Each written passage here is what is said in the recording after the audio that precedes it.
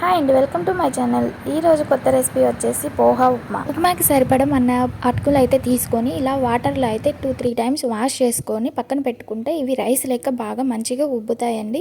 So మనం మరీ గట్టిగా అయితే పిండద్దు, మామూలు లైట్గా పిండేసి నీరు వంపేసి పక్కన పెట్టుకొని దీనికి కావాల్సిన పదార్థాలు వచ్చి క్యారెట్, ఉల్లిపాయ, టమాటా, కరివేపాకు, పచ్చిమిర్చి, ఒక ఆలుగడ్డ అండి. ఆలుగడ్డ కట్ చేసి మామూలుగా ఉప్పు నీళ్ళల్లో వేసుకోండి.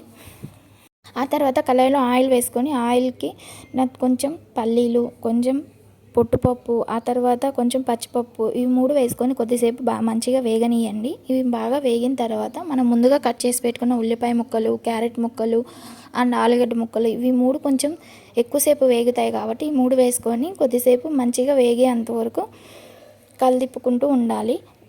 లేదంటే ఒక 1 మినిట్ అలా మూత పెట్టేసి ఆవిరికి అనేది మంచిగా ఉడుకుతాయండి. కొంచెం చూడండి, ఇలా కలర్ చేంజ్ అయిన తర్వాత పచ్చిమిర్చి చీలికలు, కరివేపాకు, కొంచెం పసుపు, రుచికి సరిపడా సాల్ట్ వేసేసుకొని మంచిగా కలిదిప్పుకోవాలండి. ఇవి బాగా వేగిన తర్వాత మాత్రమే మనం టమాటాలు వేసుకోవాలండి. ఆల్రెడీ సాల్ట్ అండ్ పసుపు వేసుకున్నాం కదండి, కళాయికి అంటుకోకుండా చూసుకోవాలి. ఆ తర్వాత మనం బాగా వేగిన తర్వాత టమాటాలు వేసుకొని ఇవి కొంచెం వాటర్ అయితే పోసేసి, కొంచెం వాటర్ పోస్తే అవనేది మాడిపోకుండా ఉంటాయండి. ఒక 1 ఆర్ 2 మినిట్స్ కనుక మనం మూత పెట్టి కవర్ చేసుకుంటే అన్నీ మంచిగా మగ్గుతాయండి, అంటే బాగా ఉడుకుతాయి. లేదంటే కచ్చకచ్చిగా అనిపిస్తాయి. ఇవి బాగా చూడండి, ఒక 2 నిమిషాల తర్వాత ఆయిల్ అయితే సపరేట్ అయిపోయింది. ముక్కలు కూడా చాలా ఉడికినాయి.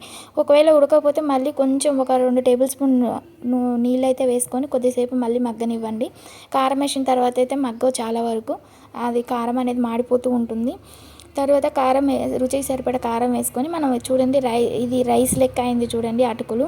ఈ అటుకుల్ని కొంచెం కొంచెంగా వేసుకుంటూ మంచిగా కలుపుకోవాలండి. ఈ కర్రీకి సరిపడా అటుకులు మాత్రమే వేసుకోవాలండి. ఎక్కువ అయితే మరి టేస్ట్ అనేది బాగోదు, దాంట్లోకి మంచిగా ఇమడదండి.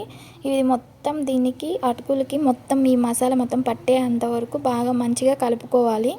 ఉప్మాకి సీక్రెట్ అయిన కారం వచ్చేసి పుట్నాల పప్పు, కొంచెం వెల్లిపాయ, కొంచెం కారం, ఉప్పు వేసి మంచిగా పొడి అయితే పట్టుకొని లాస్ట్లో దింపే ముందుగా వేసి కొద్దిసేపు కలుపుకోవాలండి. ఇది టేస్ట్ అనేది చాలా అంటే చాలా బాగుంటుంది ఈ కారం వేస్తే. మీరు విడిగా అయినా కలుపుకొని తినచ్చు, లేదా ఇలా మొత్తంలో కలిపేస్తే ఇంకా రుచి అనేది చాలా బాగుంటుంది అండి. మనకి వేడివేడిగా పోహా ఉప్మా అయితే రెడీ అయిపోయింది. నచ్చితే లైక్ చేయండి, షేర్ చేయండి.